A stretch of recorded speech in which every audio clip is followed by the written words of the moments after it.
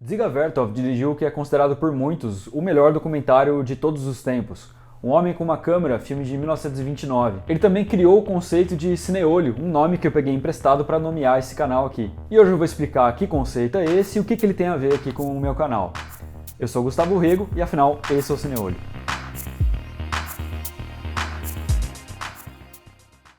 Se você caiu nesse vídeo aqui é porque provavelmente você gosta de relacionar cinema com sociologia, com política, com filosofia, história, ciências humanas em geral. Então já se inscreve que eu acho que você vai gostar do nosso conteúdo.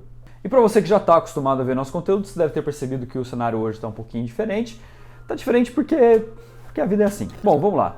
O Dziga Vertov era um cineasta e teórico do cinema russo que começou a produzir as suas primeiras obras logo quando aconteceu a Revolução Socialista na Rússia, e ele era um apoiador dessa revolução. Um desses primeiros trabalhos dele chamava Kinopravda, que era uma espécie de cinejornal. Aliás, Kinopravda em russo significa literalmente Cinema Verdade, mas é importante lembrar também que o nome do jornal que os bolcheviques vendiam também era Pravda. No Kinopravda, o Vertov divulgava notícias sobre o que estava acontecendo na União Soviética. Por exemplo, sobre as crianças que estavam passando fome em função da Guerra Civil, ou sobre a política do Estado de confiscar as riquezas da igreja. E o interessante é que, embora o Vertov fosse socialista e apoiador da Revolução, ele não deixava de mostrar os problemas e os desafios que a União Soviética ainda tinha que enfrentar. E agora repara nesse plano aqui, ele foi filmado debaixo de um avião. Pra gente que vive na era dos drones, parece não muito difícil de fazer isso, né? Mas para 1922, colocar uma câmera num lugar tão difícil assim não era uma coisa fácil, a câmera era uma coisa pesada, difícil de manipular. E com esse plano do avião, a gente já começa a entender uma das primeiras ideias do Vertov, de que a câmera é superior ao olho humano. A câmera pode chegar em lugares impossíveis, onde o olho humano não alcança, do tipo embaixo de um avião. A câmera pode ser aperfeiçoada, o olho humano não. A câmera pode, por exemplo, dar close, ou ela pode fazer o contrário. Ela pode desfocar o fundo, que é que nem o que a gente está fazendo aqui, que é para dar uma ideia de que o espaço que a gente está é maior. Enfim, ela pode fazer coisas que o olho humano não consegue fazer. Então o Vertov pensava, por que a gente vai só deixar a câmera registrar o que passa na frente dela, se a gente pode fazer muito mais com essa câmera? Se você olhar os primeiros filmes feitos na história do cinema, você percebe que eles são praticamente um teatro filmado. A câmera fica paradinha ali, exatamente como se fosse o público vendo uma peça. Mas aqui nesse filme do Vertov, que inclusive chama Cineolho, ele colocou a câmera embaixo do trilho de trem, onde o público nunca conseguiria enxergar. E não é só isso. Ele percebeu que na pós-produção dá para, por exemplo, você inverter o movimento. E assim que ele pega um boi sendo abatido, só que ele inverte a ação, então parece que o boi está voltando à vida. Então a câmera consegue mostrar a verdade de uma forma que o olho humano não consegue. Por isso que o Vertov diz assim, por cineolho, entende-se o que o olho não vê. São todos os meios cinematográficos, todas as invenções cinematográficas, todos os processos e métodos, tudo que possa servir para descobrir e mostrar a verdade. Ele desenvolveu melhor essa ideia com Um Homem com uma Câmera, o filme de 1929. O filme mostra um dia em algumas cidades russas. Aqui o Vertov fica ainda mais livre para experimentar praticamente todas as técnicas de cinema que já tinham sido inventadas até então. Então ele usa a câmera acelerada, a animação em stop motion, a sobreposição, tela dividida, plano dinamarquês, a câmera na mão e praticamente qualquer movimento de câmera que você puder imaginar. Mas o propósito do Vertov em experimentar com todas essas técnicas não era só mostrar até onde o cinema poderia chegar. Como diz o letreiro logo no começo do filme, a ideia dele era mostrar que o cinema era uma arte autônoma e não só uma junção de várias outras artes. O cinema tem uma linguagem própria, então a ideia dele era explorar ao máximo essas possibilidades da linguagem e não usar recursos de outros tipos de arte para construir a narrativa, do tipo atuação, roteiro, música, esse tipo de coisa. E essa ideia de construir uma linguagem que fosse própria do cinema tinha um objetivo político também, que era o de construir uma linguagem que fosse internacional, uma forma de se comunicar apenas por imagens, rompendo as barreiras das línguas. E isso ia muito de acordo com o objetivo dos socialistas, que era o de construir um movimento que fosse internacional. É só você lembrar que no final do Manifesto Comunista, o Marx e o Engels dizem: operários do mundo todo, univos.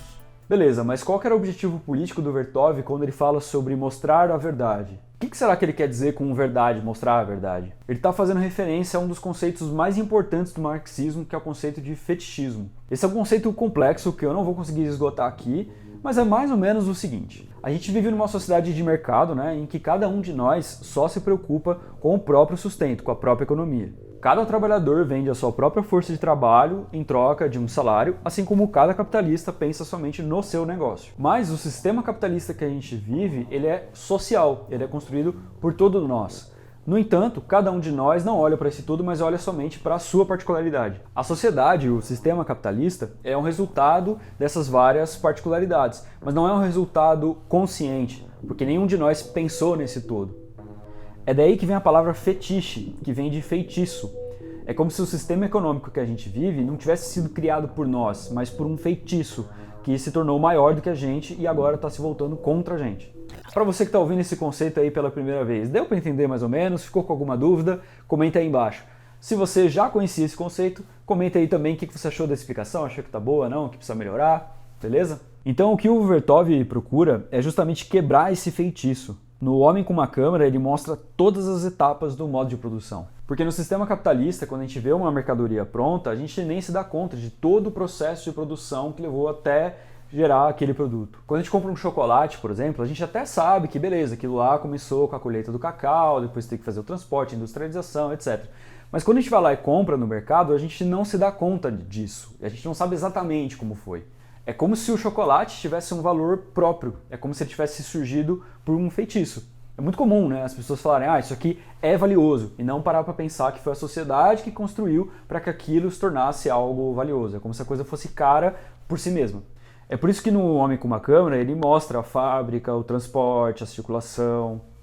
E ele não mostra só o modo de produção da cidade, mas até do próprio filme. O tempo todo a gente vê os operadores de câmera filmando, inclusive mostrando os vários riscos que eles sofrem. Aqui, por exemplo, eu gosto muito porque a gente vê os planos alternados de um carro em movimento e de como que esse plano do carro foi filmado. O Vertov também mostra direitinho como que funciona a montagem, que ele usa muito no filme. Ele chega a mostrar uma película sendo selecionada e depois mostra a mesma imagem daquela película na tela.